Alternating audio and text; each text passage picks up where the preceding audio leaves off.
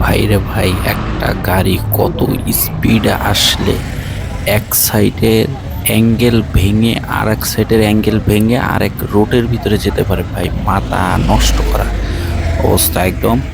মানে আর সর্বোচ্চ 2 কিলোমিটার হলে কিন্তু ঢাকা পোস্তকলা ঢুকে যায়। 2 কিলোমিটার ঢুকলে গাড়িটা স্পিড অত কিন্তু থাকার কোনো রোড নাই ঢাকার ভিতরে।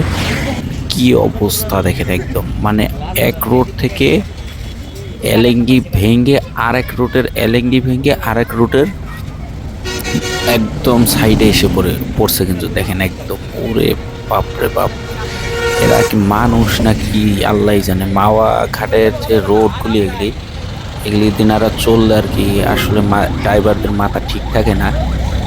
লিমিট কিন্তু 80, কিন্তু আমার মনে হচ্ছে মিনিমাম 100-120 স্পিডের কমে মনে হয় না গাড়িটা চলছে, না হলে এত বড় ক্ষয়ক্ষতি হওয়ার কথা না। তো দেখেন কি অবস্থা। সবচেয়ে বেশি মর্মান্তিক যে কাহিনীটা সেটা হলো, একটা বাচ্চা, ওনার মা হলো বরিশাল থেকে আসতেছিল আর কি ছেলেটাকে মাদ্রাসায় দেখবে। সর্বোচ্চ আর 5 কিলোমিটার গেলে ছেলেটার সাথে একদম কথাবার্তা সম্পূর্ণ করতে পারতো, কিন্তু উপরওয়ালা তো কি বলবো, আসলে ভাষা নাই। 5 কিলোমিটার পুরা রোড কিন্তু উনি বরিশাল থেকে চলে আসছে অলরেডি, কিন্তু এই 5 কিলোমিটার আর উনি যে তার ছেলের সাথে আর কথা বলতে পারলো না, ছেলে তার মার সাথে আর কথা বলতে পারলো না। একদম স্পট ডেট যেটা বলে আর কি, স্পট ডেট যেটাকে বলে। মানে এই যে আমি আপনাকে দেখাই একটু, যে উনি এইভাবে ওই যে মহিলা উনি একদম সাথে সাথে আর কি ইন্তেকাল করছে। তো খবর পেয়ে আর কি ছেলেটা মাদ্রাসা থেকে আর কি এই জায়গায় আসছে। মানে এমন অবস্থা হয়ে গেছে আসলে ওনার মানে দেখার মতন অপশনে নাই। তো ছোট ভাইরা বলতেছে যে হ্যাঁ এটা থেকেই এই মহিলাটা আর কি ইয়া হয়েছে। আর ওই যে ওই সাইডের ছেলেটা আছে, আমি কিন্তু কথা বলতে চাচ্ছিলাম কিন্তু মানে আসলে ওই ভাষা হারাই ফেলতেছিলাম।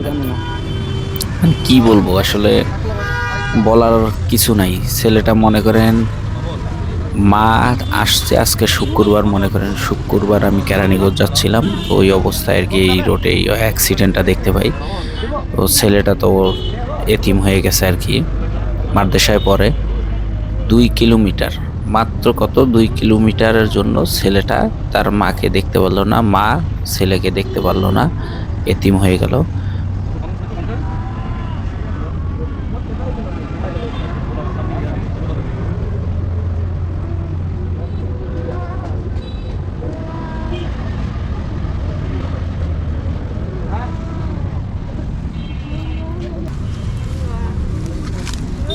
আর কেউ নাই আত্মীয় স্বজন? কয়জন আসছে ওনারা? একাই আসছে। ওনারে নিয়ে না, উনি মাদ্রাসায় থাকে, মানে এই জায়গায় আশেপাশেই থাকে, মিরাজনগর বড় মাদ্রাসা। মানে খবর পায় তারপরে আসছে। তোমার কি হয়? অনেক দেখতে হ্যাঁ হ্যাঁ।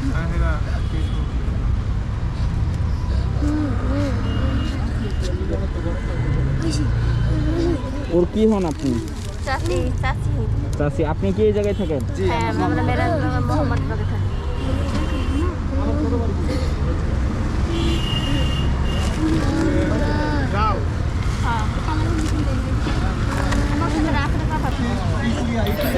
ছেলেটার আত্মীয় স্বজন অলরেডি চলে আসছে। আর এই যে আমার হাতের ডানে দেখেন, এগুলি সব কিন্তু এই মাওয়াঘাটের অ্যাক্সিডেন্টের গাড়ি সবগুলি। মনে করেন এই যে একটা আর একটার মুখোমুখি লাগছে, বিভিন্ন স্টাইলে অ্যাক্সিডেন্ট হয়েছে, এগুলি কিন্তু এই যে রোডের সাইডে রেখে দিছে একদম।